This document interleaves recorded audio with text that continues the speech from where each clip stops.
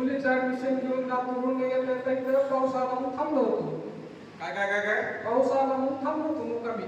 कुठं? इथं तुमच्या देवस्थान आश्रमावर ना? आश्रमावर. हा. आणि त्यावेळेस मुक्कामी थांबल्याच्या नंतर एक रात्र मुक्कामी थांबलो आणि गावी गेलो.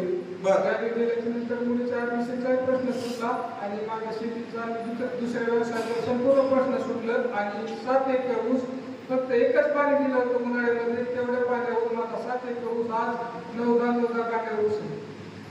मला कळलं. आता मी सांगू का त्याचं बोललो का त्यांना धंद्यामध्ये कुठलेही यश येत नव्हतं. गेले पण यश येत नव्हतं. इथं आशीर्वाद घेऊन गेले. त्याच्यानंतर धंद्यामध्ये यश येऊ लागलं. आणि विशेषतः त्यांनी दुसरा अनुभव सांगितला की माझ्या शेतामध्ये मी ऊस लावला, पाणी नव्हतं, एकदाच पाणी दिलं शेताला आणि एकदाच पाणी दिल्यानंतर माझा ऊस आता 8 ते 9 कांड्यावर आहे. एकाच पाण्यावर तो आलेला आहे. हा त्यांचा अनुभव आहे. टाळ्याच्या गजरामध्ये एका पाण्यावर ऊस येत नसतो. पण चमत्कार असा घडला त्यांच्या बाबतीत की मलकापूरला येऊ लागल्यानंतर त्यांचं खूप छान होऊ लागलंय. हा त्यांचा म्हणण्याचा उद्देश आहे. त्यांचं टाळ्याच्या गजरात आपण स्वागतही केलंय. धन्यवाद देतो. आशीर्वाद.